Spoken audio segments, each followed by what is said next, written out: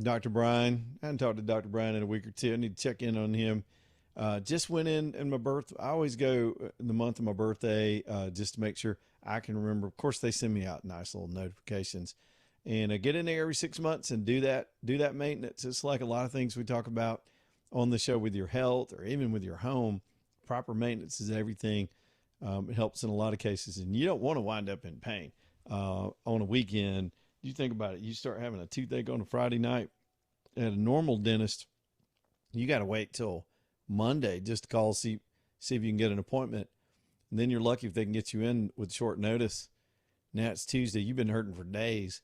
Alabama Dental has extended hours, so not only are they open during the week a little bit later than the average bear, till 7 o'clock at night. How about that? But they've got Saturday hours, which are just amazing when you're trying to squeeze these kind of things in, even for the routine maintenance, but especially if you wind up in a situation where you need some relief and you need it now. Y'all, it's alabamadental.com. Great practice, multi-dentist practice, 4 dentists in the practice, 4 specialties, the extended hours, all the latest technology for not just I always think about dental work as x-rays and cleanings and maybe a filling, but there's so many complex things nowadays with dental work and even things that are just part of all that, snoring and teeth grinding issues and other stuff they can help you with. So ask him about it and go see him. Get to know Dr. Brian and the whole team there, and you'll appreciate this practice. And their website is very, very easy to remember. It's alabamadental.com, alabamadental.com. Man, we're just plowing through the headlines tonight. It has been one of those news days. Of course, you would expect that after the dramatic weekend. And I could just rant and go on and just in total awe. And that's about the best word I can think of in the moment with all that happened with the rescue mission and this entire chapter in American history. Because we could focus on it as we have in the first hour. We could focus on the details of how that mission came about. But let's think about the momentum of everything else. Sometimes you got to go back, what do they call it, 30,000 feet, and look at the big picture from as far in the distance as you can. We're reshaping the world map in that region. We have managed to remove what's left of the Iranian pariah as the weakest they've been in 5 decades. They have no longer have the long-range capability to absolutely threaten their neighbors. Their nuclear ambitions are over, at least for now. They'd have to reconstitute like they were and find the resources. Now that they've isolated themselves from their neighbors, they'd have to rebuild all that. That would take them decades. They'll never get there. And now the United States, taking its rightful role to lead in this process, has opened up new relationships with other countries in the region that are economically important. While we're still dealing with the threat to international oil shipments, we all know it's temporary. The Iranians can't hold on much longer.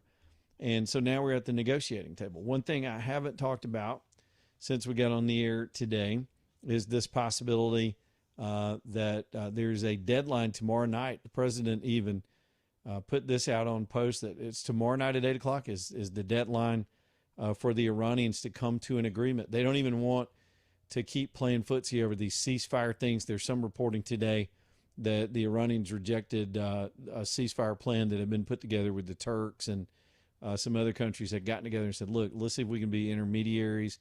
What's left of the regime has become unreasonable. There's the other issue.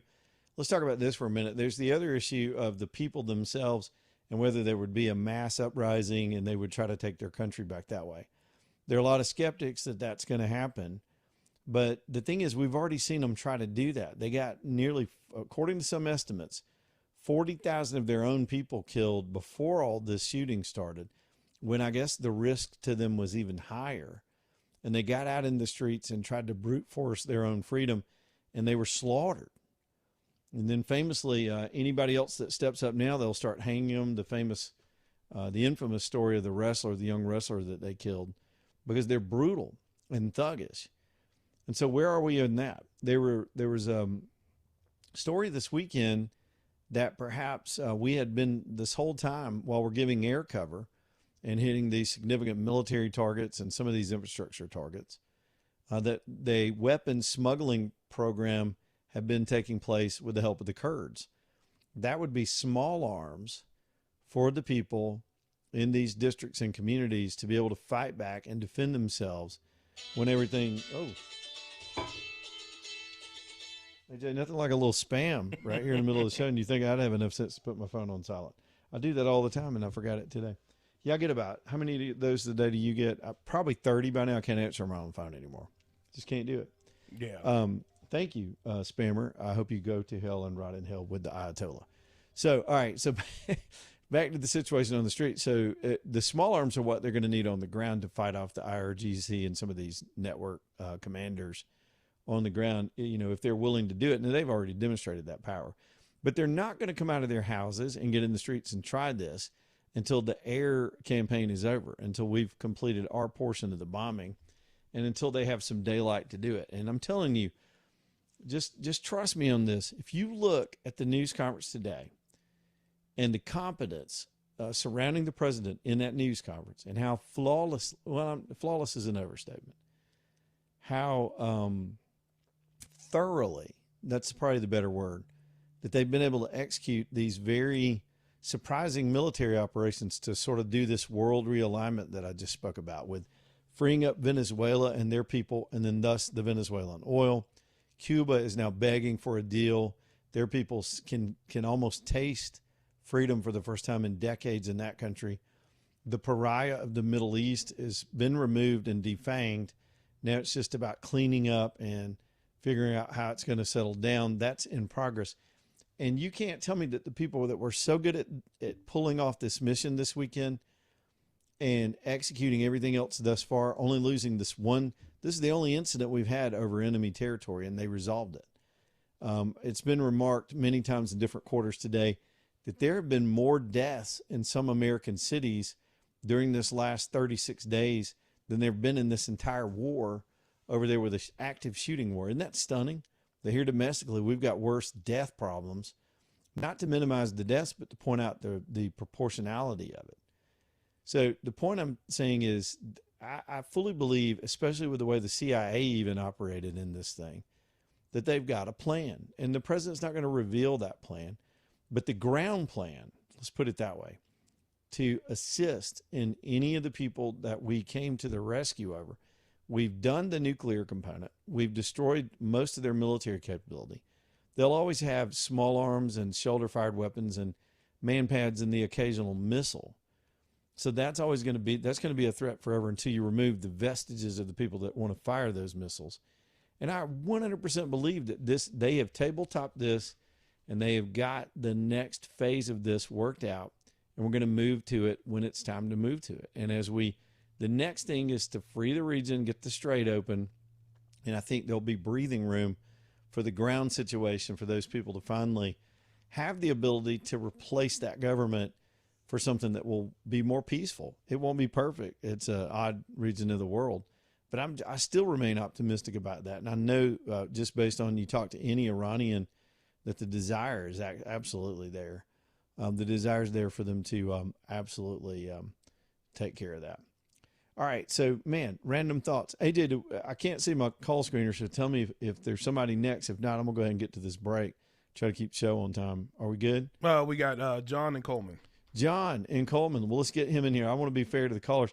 I just got a little technical difficulty logging onto the screen we normally use for that. John, what's going on, man?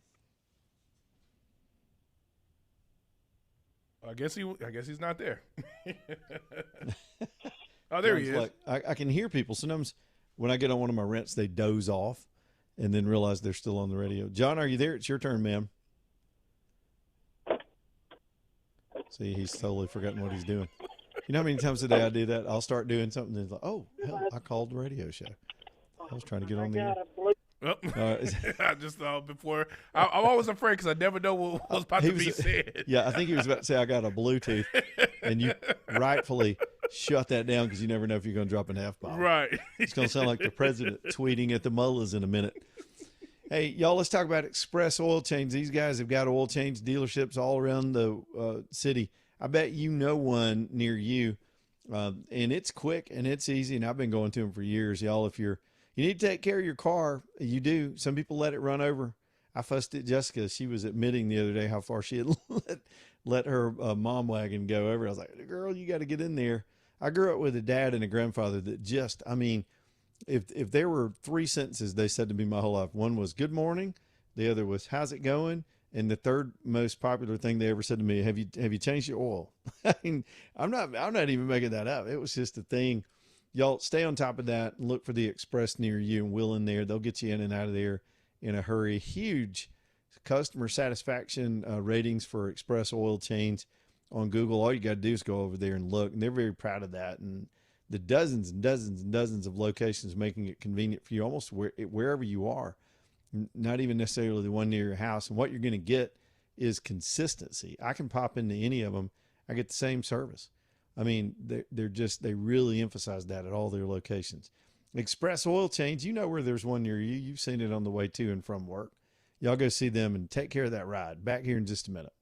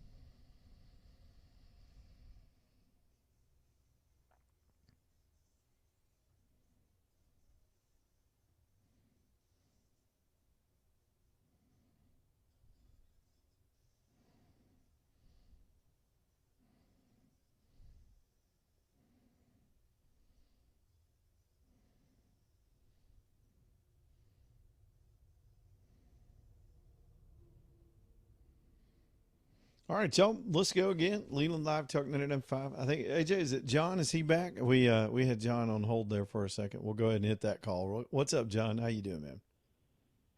Hey, Leland. Hey. I just wanted to say when you was talking about Obama being asleep during Benghazi, Yep. he went to Las Vegas with Jay-Z and Beyonce. It didn't want to be disturbed, if I'm not mistaken. Well, there was that trip during the whole thing, but when it first happened, they told him not to wake the president up, and then of course, and Hillary was on the phone and hesitated, but again, nobody made a decision. Yep. They didn't didn't have a plan. They were trying to get themselves politically out of a situation where they were about to be embarrassed and let our people die. And I'll never forgive them for it. And the point, I guess, of comparing the two is one is bold and with purpose and taking risk to do the right thing.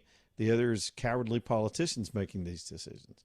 And that's exactly what happened. Well, and then not far away, there was a general that was wanting to just go ahead and make the decision who ended up getting fired. That's exactly right. Because he spoke out about it. Second in command was put in charge.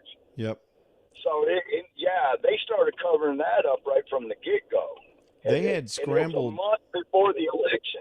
We had scrambled fighter jets that could have been on scene in a matter of minutes from the Italian air base across the Mediterranean. I think it was Aviano was the air base. And they just sat there idling because they couldn't get a go out of the White House because I'm telling you, I believe they were consumed with whatever story they were going to concoct about why this happened and what was going on in that facility because they were covering for something else, in addition to being afraid to take the risk of sending the rescue teams in there to exfiltrate these folks. Right. And then if you remember in 1979 with Jimmy Carter, they went in with the debacle there where they was supposed to go in and try to rescue the hostages, and all the crap that happened with that were, I don't know who was killed or, I was in high school then, so I don't really remember, but I know that was a big debacle as well. The Democrats just ain't able to do anything. Yeah, and it's not just Democrats. I mean, we've had other slow reactions and fear of boots on the ground, and it generally, they elect people that don't have that attitude and disposition anyway. But there have been weak-kneed Republicans, too, that have been hesitant and didn't go in with the right operative force, and it gets people killed. And in military situations, they got to know that the political decision makers are going to take the heat if something goes wrong, and so that they can execute those missions the way they're trained. If they're worried about the politicians second guessing them, all these guys are going to be slow on the trigger, and it's happened in multiple situations. Those Vietnam guys can talk about that with to no end. And I've heard many of their stories about the field decisions that should have been made that had to get sent all the way back to Westmoreland in the pipeline that wound up being complete disasters in the end. So it's a lesson for us to learn. We've got contrast within modern times of two different ways to approach these dangerous situations, and it couldn't be any clearer after this weekend. Right. Yeah, my dad was in Vietnam, and he told me that he was in Laos and remembered hearing on the radio, hearing Nixon telling the world that we were not in Laos. And, just lied about it. Yeah, the Republicans are just as capable of lying to the American people as any other. No doubt. But anyways, I appreciate it. Good call, John. Thank you for hanging in there. Let me revisit in light of all that, and I appreciate John bringing it up. I'm going to do this from memory, and y'all be a little forgiving if I get any of this wrong, because I was a kid and didn't remember the details when it was happening in real time, but read a lot of material on it over the years, and some incredible books have been written about the failed rescue operation. It was pivotal. It's the reason Reagan got elected in a lot of ways. The whole hostage crisis, it was the economy, it was the weakness of our military after the Vietnam War and the politics of the day. It was the oil lines. It was similar stuff that we're talking about now, an oil shock, weak economy. But Jimmy Carter was the epitome of being weak and feckless in the hostage crisis. We talked about it last week where he held himself up in the White House with his cardigan sweater and he wanted to look like he was paying attention. And I brought that up Friday because I was like unsure as to what President Trump would do. move on with his holiday plans and be strong about it, or get in the White House and command the situation. And he chose to command. So let's talk about that. A lot of folks don't remember that history. There had been another operation deep inside Iran in I think this actually happened in 1980. And here is, I'm trying to do some, no, it was actually at the end of, I pulled some stuff up on it to try to jog my memory on the specifics. In November the 4th, it was 1979, late 1979. Remember, they had 53 Americans held hostage in our own embassy. They had moved them, but they took them from our embassy when these Ayatollahs that we just killed, when that generation of leaders took that country over. By the way, for all the people out there saying this is a sovereign country, this was not a sovereign decision by the people of this country to put these folks in charge. They took it by force. They call it a revolution, and they've been abusing their own citizens since. When they started setting up this military operation to bring about the end of the world. That's what they believe, right? So Jimmy Carter, I'll give him credit for having the courage to try to let his military go into and rescue and go in and snatch them and get our hostages out of this country. Now, Iran wasn't as strong as it is now. They didn't have the military capability. They just had control, and they had our hostages. So in late November, we sent, the Delta Force was actually created for this mission. It was a special operations force, still around today, incredibly skilled fighters. If I remember, the guy's name was General Beckwith. This was Colonel Beckwith. It was his idea to pull this team together, this elite team. And so they staged a rescue operation.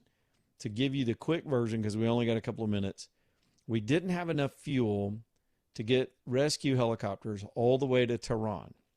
So we had to find a way to refuel them without drawing the attention of the Iranians.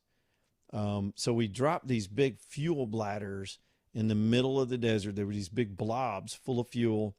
The helicopters were going to fly to that location, refuel, and then go back airborne and go into Tehran and try to pierce the building, get our people, and fly out in a different direction. They were going to go out in a different direction. When they got to the landing zone to get the fuel bladders and to fill up their helicopters, two of the helicopters took off and crashed into each other, and then a dust storm came up and took out the rotors on a bunch of other helicopters. And we had to pull back and call the whole mission off. One of them hit a C-130, and 8 people were killed in the explosion. It was a total military disaster on the ground and a failed attempt. And people have talked about it since then, since 1979, and the height of this thing, a year out from the election, basically. And the election did turn on this failure. More on that and anything else y'all want to talk about, 545-9950. Lead on Live back here in just a minute.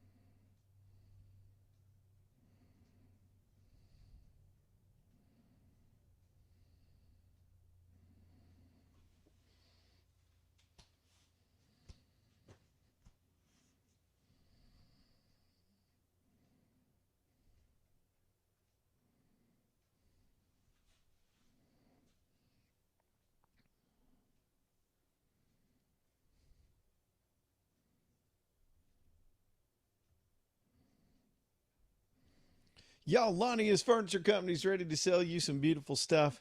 You know, as I keep referencing a project. We're doing a little construction project here at home. So you're always looking around, evaluating.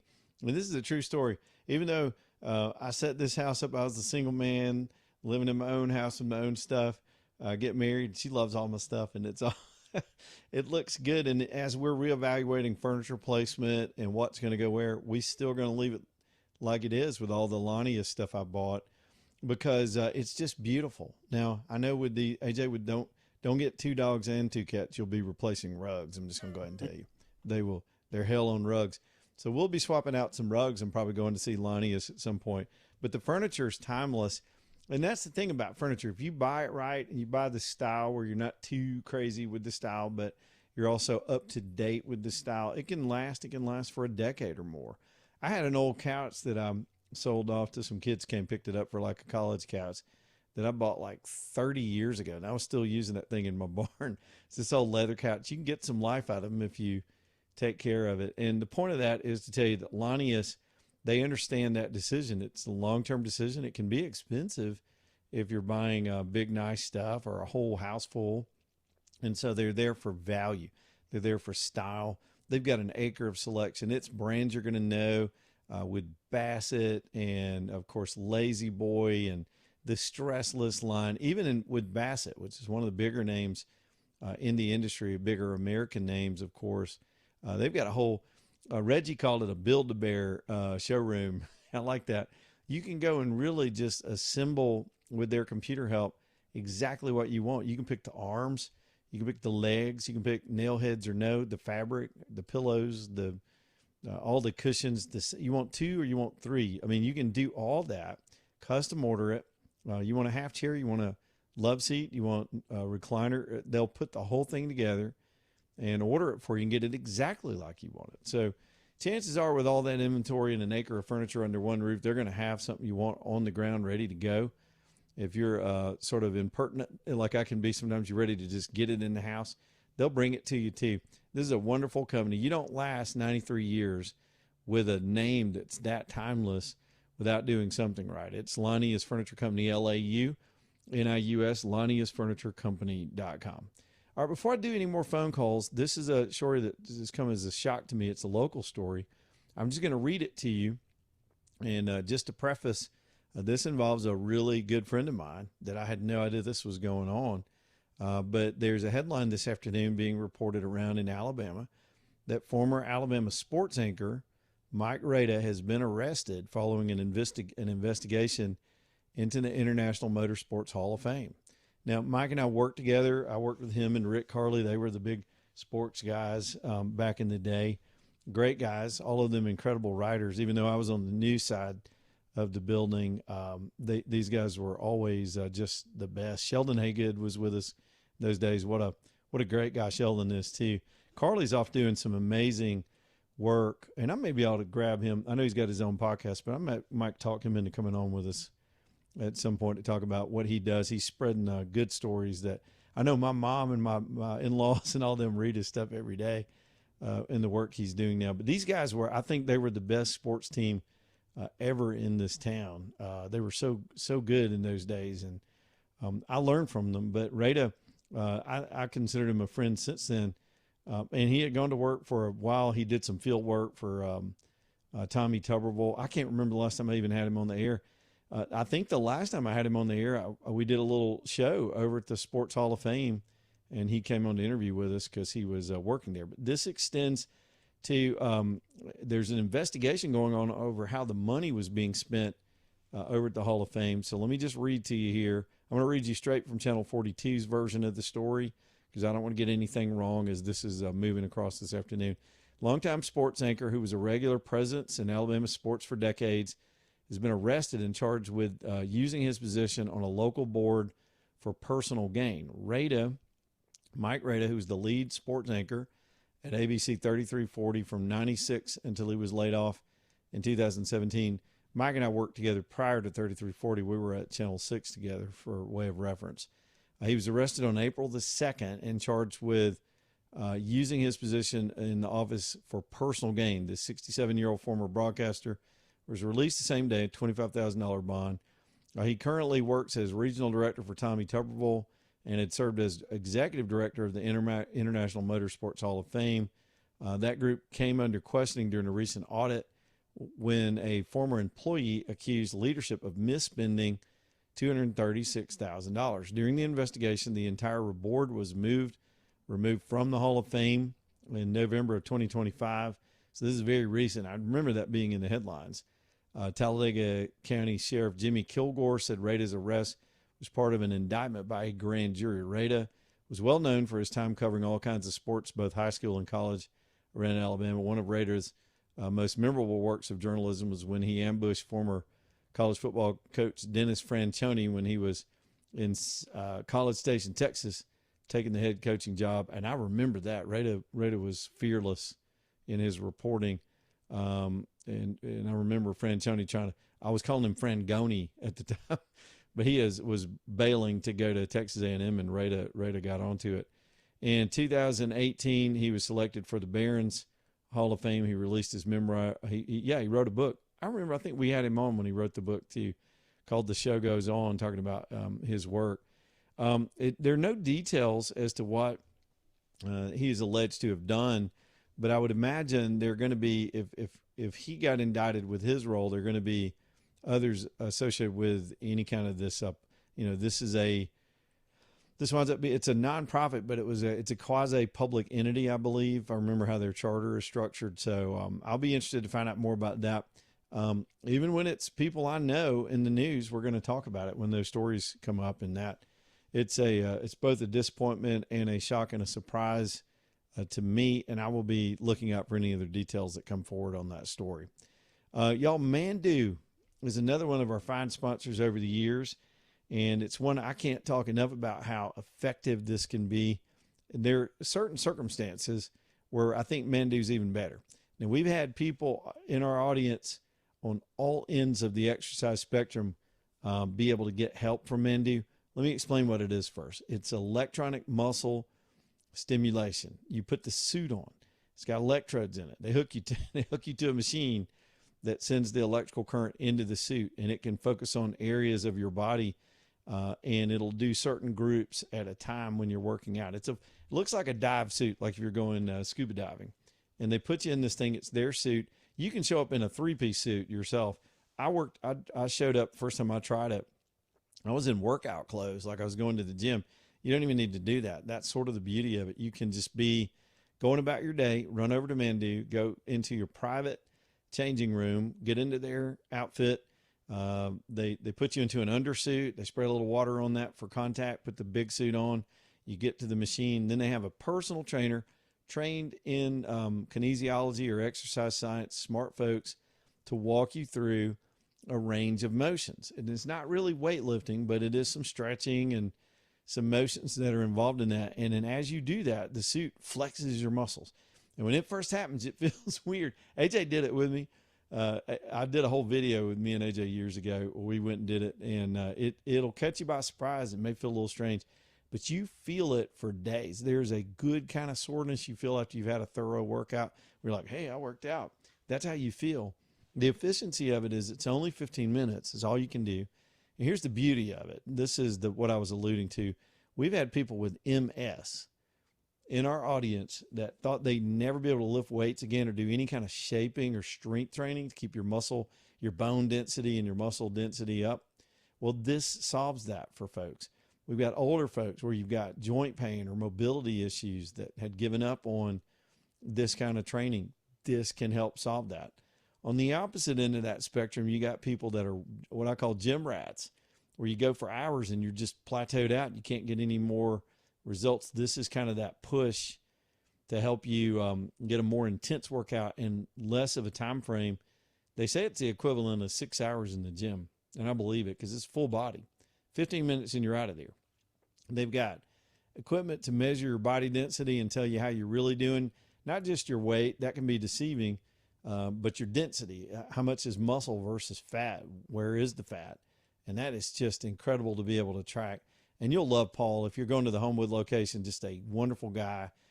He was a fan of the station before he started advertising, and he brought the first Mandu to Alabama. There are now 3 locations in Alabama, one in Tuscaloosa. for our folks over in Tuscaloosa on University, and then of course up there in Huntsville. There's a great location up there as well. Y'all check it out. If the other stuff's failing you, and it will, if gyms have gotten out of hand and even the cost is not what you were used to and you're just not getting value, try Mandu. They'll let you try it for free. You got to be medically eligible. That's a big deal. So fill out the forms. You can go to mandu.com and do that and sort of weed yourself out if for some reason you shouldn't be doing this kind of workout. MANDUU, mandu.com, mandu.com. Back here in just a minute, more of your phone calls too. Leland Live.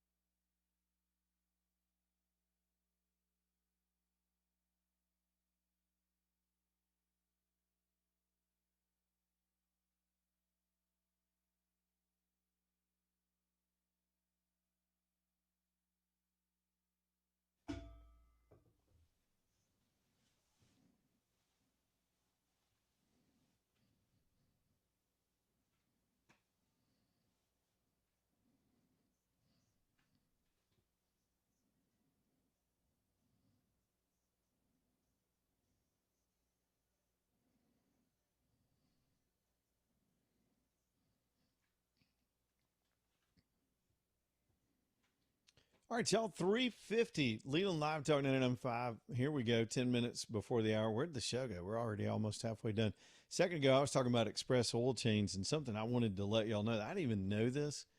You know, they give in the month of April, they've got a fundraising drive they do for Children's Hospital. This just tells you how good it is to do business with local folks, with all their stores around Alabama. They give $1 to Children's of Alabama for every oil change they do during the month of April. Isn't that cool? And they've already raised over $1.2 million to date with this program and helping those kids over there at Children's. Man, there's so many emotional moments at that hospital. If you've ever had to be there for any reason, it's never good. And we're just lucky to have that incredible facility and a company like Express Oil Change that puts this stuff front and center, makes it part of their business plan, and does it locally. I mean, here's a local charity, local business given to local charity. You got to get your oil changed anyway, and they'll take $1 every time you stop in there. If you got 5 cars, go in there 5 times. That's $5 to Children's Hospital. So how cool is that? Y'all do that 10 minutes. It's never more than 10 minutes. They get you in, get you out, and do it right. It's Express Oil Change. I almost bet you that you know where one is near you. I can count. The other day I counted 5 between my house and the radio station. So I always have a good place to roll in there and get that done when I've got an extra 10 minutes, and you're taking good care of your ride, and you're helping the little babies at Children's Hospital. It's Express Oil Change. How cool is that? All right, let's hit these phones. AJ has told me we got a full bank. We're going to start at the top with line 1, AJ, Mike in Pinson. What's up, Mike? How you doing, sir? Hey, man. Oh, I hope the thing works out with Rada. He's a really good guy. You were correct in that. Yeah, I'm surprised by that. We'll figure that out when we find out more. Yeah, that could be politically based. We don't know. True. Yeah, no doubt. You're about the same age I am. Do you remember when Herb Winches got busted in a cocaine deal in the 80s? I've always heard that legendary story, but I wasn't in the market at the time, and I didn't grow up watching Herb. But everybody in the business knows that story. It's yeah. We'll go. What I called about my father, which has been gone for 23 years, was part of this same type group in Vietnam. It was called a Pedro group back then. Was the rescue group, and he was a fireman medic in that area. And it kind of ties into what one of your other guys was saying, that he wasn't officially in Vietnam. He did 4 90-day TDYs in Laos. And, you know, you had to go every 90 days to Japan and sign a muster roll and go back. Yep. But he would be extremely ecstatic about these guys getting a little bit of press and how coordinated it is. And with the leadership in our country now actually, you know, being positive. But he did, it was very similar. Growing up with him, he didn't discuss a lot of this until I became an adult. But the movie, like you talked about, with Behind Enemy Lines, it was also one in Vietnam with Gene Hackman. It was Bat 21. I don't know if you know the movie I'm talking about. Very much. Both of those are Gene Hackman movies, by the way. Yeah. He went on. My dad went on. In a year, he went on over 90 rescue missions, and he had a situation similar to Gene Hackman's, where he was the only one that survived in the rescue crew and was by himself for 2.5 days before they were able to pick him up. And it was a horrific story, and he was rescued by Navy pilots that laid napalm around him in a triangle in a rice paddy for all night. And he had this amazing admiration because, yeah, I'm an Air Force guy. My family's all Air Force. He goes, Air Force pilots are great. Navy pilots are insane. Thank God they are. Yeah, man, no doubt. That's an excellent story. It reminds me of family members and even former family members I've had that, you know, they come home, they didn't want to talk about it. And you kind of wanted to hear the stories, but they didn't find glory in it. And I don't know how much is that them being humble or the way they were treated by this country when they came home. They just shut down about it and never got the credit they deserve from that war. And this is the complete contrast. The country's behind them, the president's behind them, the SecDef is behind them, and we're proud of those guys and gals, by the way. Yeah. You would understand that they were poor white Southern, ran out of money, left college, went in the Air Force to maybe not go to Vietnam, and ended up in Vietnam. In a 4-year sign-up, he He was in like 3 years. He was an E9. He had everything. He never showed me his medals. Never discussed, except when I was an adult. He goes, when you get field promotions because you're the only one that made it back, it doesn't really count. Yeah. It's hard for me to relate. I never lived any part of that experience in my life, but there's so much pride and respect for those guys. And I think it's coming back. I mean, we just went from a joke where you had grown men walking around in dresses giving orders to other men in the Pentagon. You had a SecDef that was AWOL and didn't know, had his head so far up his ass. You had a very political General Milley in charge of these things, back channeling the government to the Chinese, telling them he'd give them a heads up. I mean, these people should have been tried for treason and ignorance anyway. It's a completely different Pentagon in a very short amount of time. And they have now executed 3 of the most bold and successful missions in my lifetime back to back in the last year and a half. I had a conversation last week with a guy in our 50s. It's a very technical, heavy-duty guy, and he had a lot of space stuff in his office. And got family in that business. It's retired from NASA. We were talking about how things have gone back to an era where we're headed back where anything's possible as an American, as a country. With what we're doing now and the Artemis project and all that, I really think we've made a turn. Let's hope we can keep it up. Good call, man. That's how you do it right there. Good call, Mike. Yeah, and I was talking about that last hour. The juxtaposition of the space travel and this heroic stuff this weekend. America's back. I mean, we are back in a place. It doesn't mean we got to be cocky and brash and dominant, but yes, we are cocky, brash, and dominant. It's okay. You're free. You live in the freest country in the world where other people want to be. Not only do we need to be that, but we need to defend that. We need to protect the borders of that, the integrity of our elections, and make our citizenship mean something again, and not water it down like these globalists have been trying to do with us for years. Let's go to Michael in Birmingham. He'll be next on line 4. What's up, Michael? Hey, Leyland. We have been friends I've been a listener for a long time Republican, long time Trump supporter. But I'm going to give you 3 things that's going to happen. Number 1, the Republicans are going to lose the House.